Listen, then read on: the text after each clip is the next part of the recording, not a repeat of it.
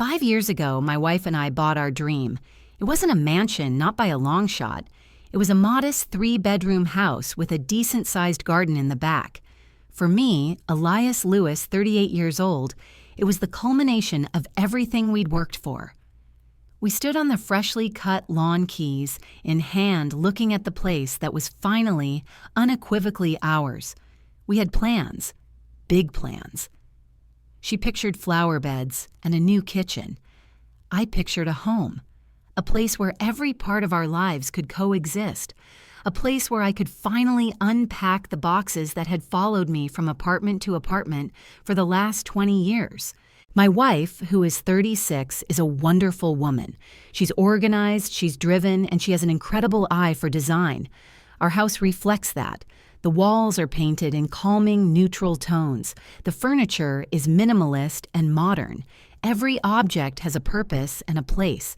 It's clean, it's beautiful, and it looks like it's straight out of a magazine. But over the last 5 years, I've started to feel less like a co-owner of a home and more like a long-term guest who is constantly on the verge of overstaying his welcome. And the reason for that can be summed up in one word: stuff. My stuff. It's not junk. I need to be clear about that.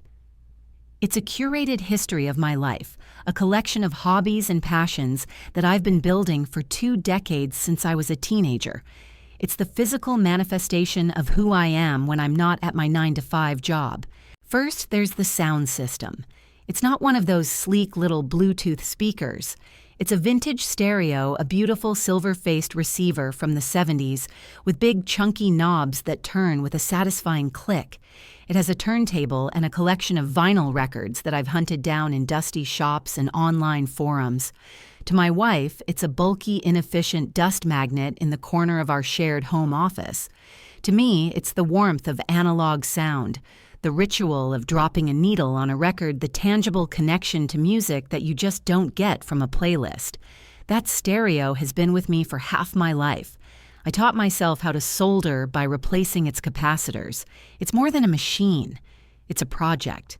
It's a piece of me. Then there are the books. I'm a huge science fiction fan. We're talking stacks of paperbacks with wild, pulpy cover art from the golden age of sci-fi. Isaac Asimov, Arthur C. Clarke, Philip K. Dick. These books are my escape. They've been my companions on lonely nights and long commutes for 20 years. My wife sees them as clutter. She'd prefer a single elegant e-reader, all my books tidily tucked away in a digital cloud. She doesn't understand the joy of a physical library, of running your hand along the spines, of seeing all those worlds lined up on a shelf ready to be explored. So they live in precarious stacks tucked away in corners on the floor next to my side of the bed, a silent, colorful rebellion against the minimalist order of the house. And finally, the biggest point of contention, my workbench. It's not even a proper workbench. It's a fold-out card table that I set up whenever I want to work on my models. I build scale models, spaceships mostly. It's a meticulous, calming hobby that requires focus and patience. It also requires an arsenal of tiny tools, pots of paint, tubes of glue, and delicate parts that can get lost if someone breathes too hard. When I'm working on a model, the corner of the dining room table or a section of the kitchen counter is transformed into my little factory. And this, more than anything, drives my wife crazy. She can't stand the smell of the paint, the risk of a glue spill on her pristine countertop, the general mess of creation. For 5 years, we've been locked in this quiet, low-level war. It's a war of attrition fought with sighs and subtle comments. It's me finding my modeling supplies moved into a box in the garage. It's her helpfully organizing my books into a bin, destined for the attic. It's the constant unspoken pressure to shrink myself, to tidy away my personality, to make my hobbies invisible. I tried to compromise. I really did. I bought storage containers. I consolidated my book stacks. I promised to always put a protective mat down before I started painting, but it was never enough. The core problem wasn't the mess. It was the presence. My stuff, my hobbies, my very essence didn't fit into the aesthetic she had so carefully cultivated for our shared home. The house was ours, but the living space felt entirely hers. I was just a tenant. And that feeling, it wears on you. It's a slow erosion of your sense of belonging. I'd come home from a long day at work, and the house would be immaculate, spotless. And instead of feeling calm, I'd feel a spike of anxiety. I'd be afraid to put my bag down in the wrong place. I'd hesitate before taking a book off the shelf, knowing I'd have to put it back perfectly. I couldn't relax. I couldn't decompress. I couldn't just be. The one place on earth that was supposed to be my sanctuary felt like a museum where I wasn't allowed to touch the exhibits. I found myself spending more and more time in the garage. It was cold in the winter and hot in the summer, filled with lawn equipment and spiders. But it was the one place where I didn't feel like I was encroaching. It was the one place where a stray drop of paint or a stack of old books didn't feel like a violation of some unwritten code. But it wasn't a solution. I wanted to be in my home. I wanted to listen to my records on my vintage stereo without feeling like it was an eyesore. I wanted to build my models without feeling like I was making a mess in someone else's kitchen. I wanted a corner of our shared dream that was just for me. Not a place to hide, but a place to thrive. A space where the things that brought me joy weren't seen as clutter to be managed, but as treasures to be enjoyed. I realized what I needed wasn't just tolerance for my hobbies, it was territory. A room, a nook, a dedicated zone where the rules of minimalism didn't apply. A place where Elias could exist unfiltered and unmanaged. The house had 3 bedrooms. We used one as our master bedroom and one as that shared home office where my stereo was already fighting a losing battle for space. The 3rd bedroom was a guest room, which in the 5 years we'd lived there had been used a grand total of 4 times. It was perfect. It wasn't huge, but it was a room. It had a door. It had 4 walls. I started to dream about it. I could put up proper shelves for all my books. I could set up my stereo and my records and actually have a comfortable chair to sit and listen in. I could have a permanent, sturdy workbench against one wall where all my tools and paints could be laid out ready for whenever inspiration struck. It wouldn't be a cave to hide in. It would be a studio, a library, a listening room. It would be my space inside our home. It felt like the perfect logical and fair solution to a problem that had been simmering between us for half a decade. I just had to ask. I spent about a week letting the idea marinate. I didn't want to just spring it on her over dinner one night. This couldn't be a casual, off-the-cuff request. This was a treaty negotiation. It was a proposal for a new way of coexisting, and it needed to be treated with that level of seriousness. I had to get it right. So I planned my approach like a general planning a campaign. I rehearsed my opening lines in the car on my way to work. I thought about her potential objections and prepared my counter-arguments, my compromises, my reassurances. I decided the best time would be a Saturday afternoon, no work stress hanging over our heads. We'd have had our coffee, maybe done a few chores around the house, a neutral calm time. I would present it not as a demand, but as a win-win solution. I even made a mental list of the benefits for her. Think of it. I practiced saying, all my stuff, all the clutter you hate will be gone from the living room, gone from the office. It'll all be contained in one room. The rest of the house will be exactly as you want it 100% of the time. Pristine. It was a brilliant pitch. It was logical. It was fair. It solved her problem of the clutter and my problem of not having a space. How could she possibly say no? That Saturday finally came. It was exactly 4 weeks ago, the day I now called the refusal date. The weather was nice, the windows were open. I found her in the living room reading a magazine. The moment felt right. My heart was doing this weird little tap dance against my ribs, but I took a deep breath and sat down on the ottoman across from her. She looked up, a pleasant, neutral smile on her face. "Hey, you." "Hey," I said, trying to sound casual. "Can I talk to you about something for a minute, an idea I had?" She put her magazine down. "Of course. What's up?" And so I launched into it. I laid out my case piece by piece just as I had rehearsed. I started by acknowledging her perspective. I told her I understood that she valued a tidy, organized home and that my hobbies didn't always fit neatly into that vision. I validated her feelings. I told her she was right that the stacks of books and the half-finished models in the shared office weren't ideal. I was trying to show her that I wasn't attacking her. I was trying to solve a problem with her. Then I moved on to the solution. I brought up the third bedroom. I reminded her gently that her cousin was the last person to use it, and that was over a year and a half ago. I painted a picture of my vision, not a messy, chaotic man cave, filled with neon beer signs and greasy tools, but a tasteful, organized studio. I talked about floor-to-ceiling bookshelves for my 20-year collection of sci-fi novels, a comfortable armchair in the corner, my vintage stereo system set up properly where I could listen to music without the sound bleeding into the whole house, a dedicated clean workbench by the window for my models. I emphasized organization. I promised her the door would remain closed whenever she wanted. I promised it would be my responsibility to keep it clean.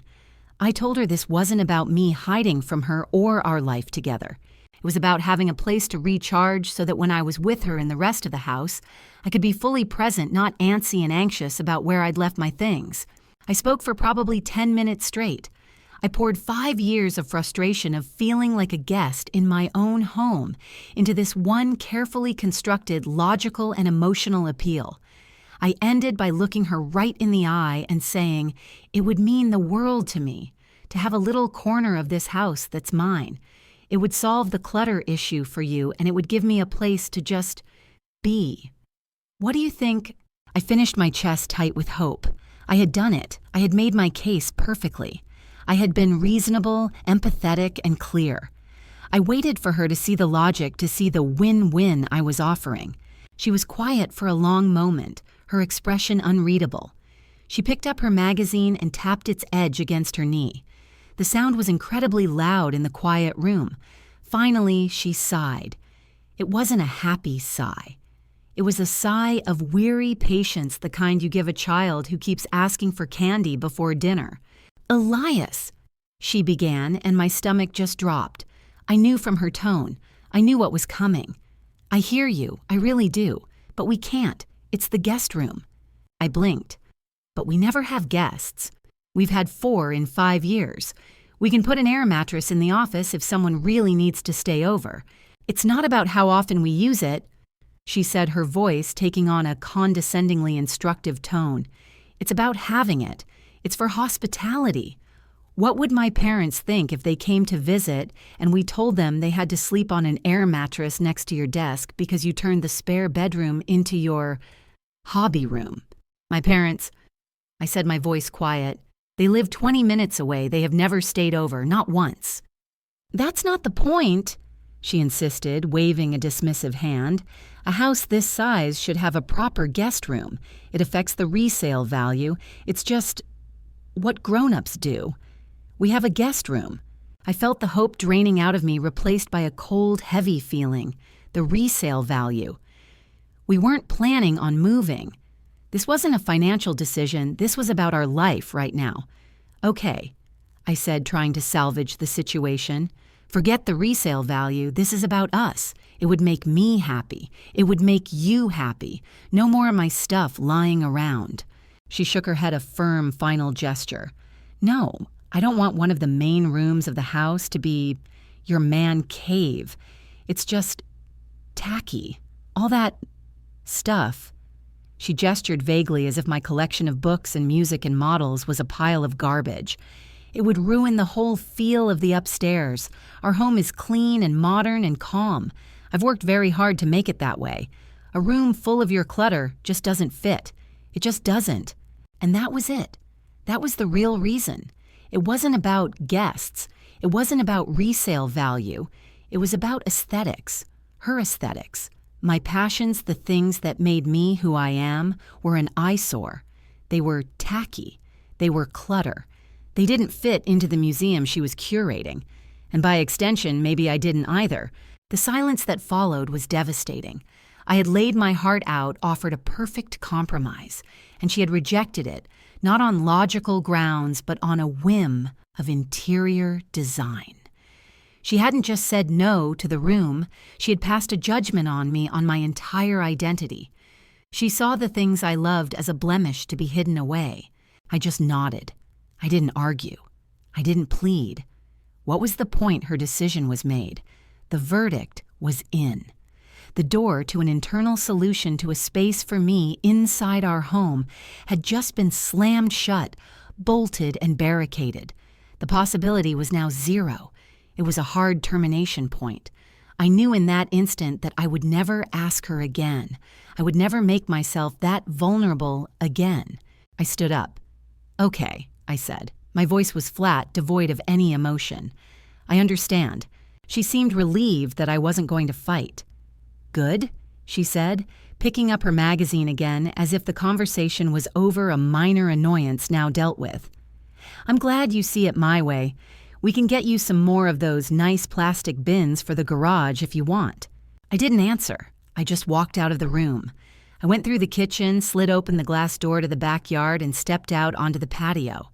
I stood there for a long time just looking at our garden. We had bought this house 5 years ago. It had a nice yard, a green lawn, a few flower beds she tended to meticulously, and in the far corner near the back fence was a patch of grass that was a little uneven, a little neglected. It got good sun in the morning. It was a level spot. It was about 10 feet by 12 feet. And as I stood there feeling the sting of her rejection, a new thought began to form. It wasn't a hot, angry thought. It was a cold, clear, and perfectly logical one. She had said no to me having a space inside the house. She had been very specific. She had defined the boundaries. The house was her domain. Her aesthetic was law. Fine. If I couldn't have a space inside the house, I would build one outside of it. She didn't want my stuff ruining the feel of the upstairs fine. I'd move it all out. Every last book, every record, every model kit. She wanted the house to be a pristine, minimalist museum. She was about to get her wish, in spades. She had just vetoed my request for a small room. She had no idea that in doing so, she had just greenlit a much bigger project, a project she wouldn't have a say in, a project built on her own rejection. A small smile touched my lips for the first time that afternoon. I wasn't defeated. I was liberated. She had drawn a line in the sand, and I was simply going to step over it and start building on the other side. My war of attrition was over. The time for malicious compliance had begun. I went back inside straight to the computer in our shared office, and I didn't look for storage bins. I started looking up lumber prices and foundation requirements for a 10 by 12 foot shed. The very next morning, a Saturday, I was up at dawn. My wife, who loved to sleep in on weekends, didn't stir. I didn't drink my usual coffee, didn't read the news. I put on my oldest pair of jeans, and work boots went into the garage and grabbed a shovel and a tape measure. The air was cool and quiet. The only sound was the birds waking up.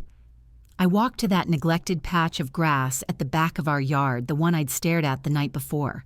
10 feet by 12 feet. I measured it out precisely, marking the corners with small stones. Then I began to dig. For the first few hours, my wife was none the wiser. I broke ground methodically, clearing the sod and topsoil, leveling the earth for the foundation blocks. It was hard physical work, the kind I hadn't done in years. My back ached. My hands started to blister. But with every shovelful of dirt I tossed aside, I felt the frustration and hurt from yesterday's conversation being tossed away with it. This wasn't an act of anger anymore. It was an act of creation. I wasn't just digging a foundation. I was laying the groundwork for my own peace of mind. Around 10 o'clock, the back door slid open. She came out onto the patio, holding her morning coffee, looking impeccable in her yoga pants and a soft cashmere sweater. She squinted against the sun. "Elias, what on earth are you doing?" I paused, leaning on the shovel. "Morning. I'm leveling a spot for a shed." She took a sip of her coffee, her expression a mixture of confusion and mild disapproval. "A shed for what?" "The lawnmower and the gardening tools are fine in the garage." "It's not for the lawnmower," I said, keeping my tone perfectly neutral. "It's a project. Figured I'd build one." She shrugged a gesture that so clearly communicated, "As long as it doesn't inconvenience me." "Well, don't tear up my flower beds, and try not to leave a huge mess." She went back inside, sliding the glass door shut. That was it. That was the extent of her interest. She saw a man digging a hole and assumed it was for some mundane yard chore. She couldn't have been more wrong. The lack of scrutiny was a gift. She had already defined the boundaries of her concern, the house. Anything outside that border was apparently my own business. That first weekend was all about the foundation. I laid the concrete blocks, made sure they were perfectly level, and built the floor frame on top of them. The delivery truck from the lumber yard arrived on Monday afternoon right after I got home from work. I had timed it perfectly. I unloaded 2x4 sheets of plywood and siding panels, stacking them neatly near the foundation. My wife came home an hour later, saw the mountain of materials, and just raised an eyebrow. "That's a lot of wood for a little garden shed." "It's a kit." I lied smoothly. "Better value to get the 10x12 model." 10x12. She repeated the numbers, clearly not registering as anything significant. "Is that big?" "Standard size," I said, and went back to work. For the next 2 weeks, this became my life. I'd get home from my desk job, change into my work clothes, and I'd build. I worked until the sun went down, powered by a thermos of coffee and a sense of purpose I hadn't felt in years. I framed the walls on the floor, then raised them one by one. I sheathed them in plywood. I put up the rafters and felt the first real thrill of victory when the roof took shape. My wife would occasionally watch from the kitchen window, but she never came out to ask how it was going. To her, it was just noise and sawdust in the backyard, a temporary inconvenience before she got a new tidy place to store a rake. She had no idea I was running electrical conduit, insulating the walls, and planning for a small window unit. She had no idea I was building a fortress. By the end of the second week, it was done. A perfect solid 10x12-foot shed with a single door and one window that looked out over the garden. I painted it a subtle gray that blended in with the back fence.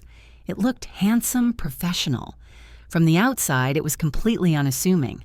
On that Saturday, exactly 2 weeks after I broke ground, I declared the construction phase complete.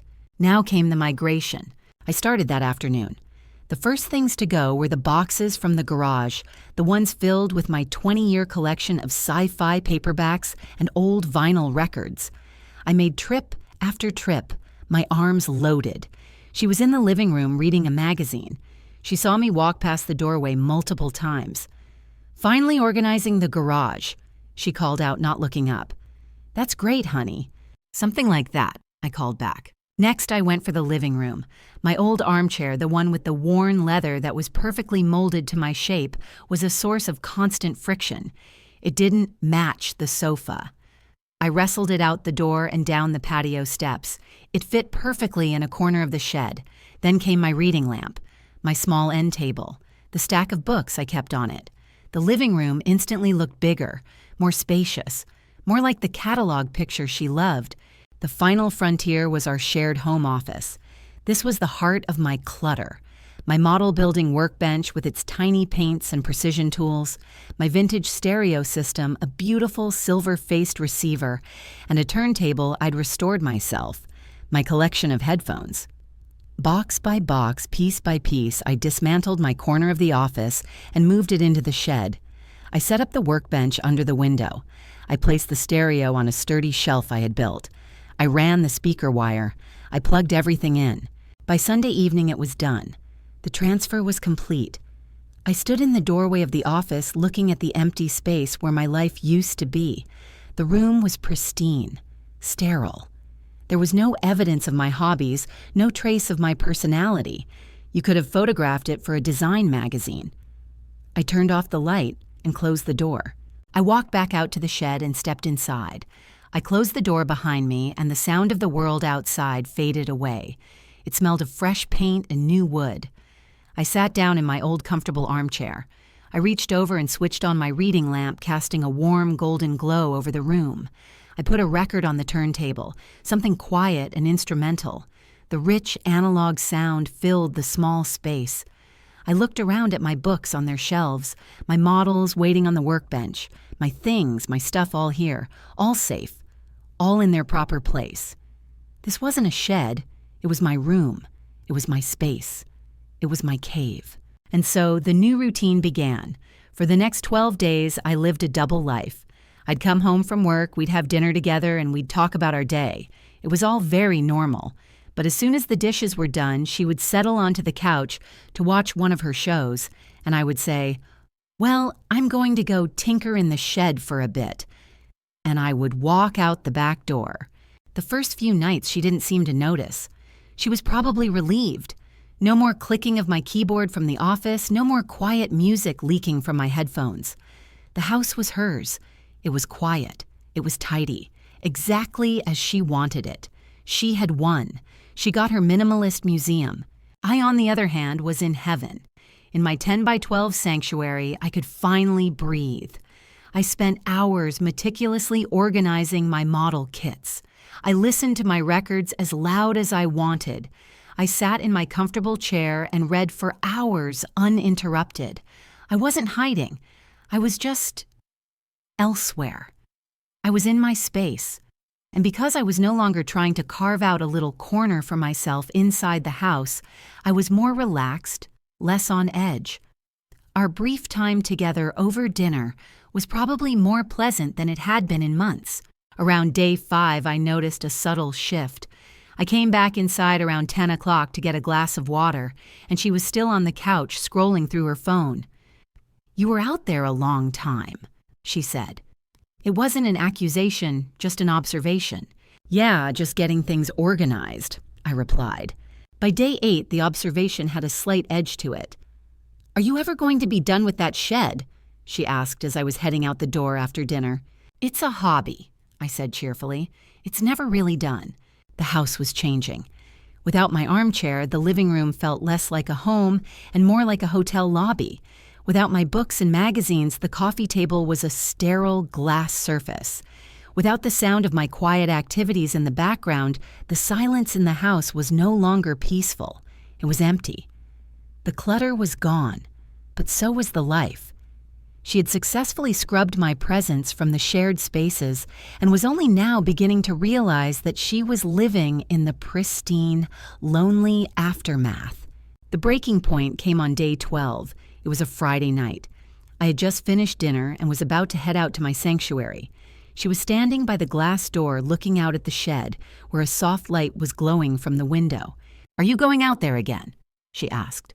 Her voice was small. "Yeah, I was planning on it. I just got a new model kit I want to start." She turned to face me, and for the first time, I saw something other than annoyance or indifference in her eyes. It was a deep, profound loneliness. "It's Friday night, Elias. We used to watch a movie on Friday nights." I paused. We did.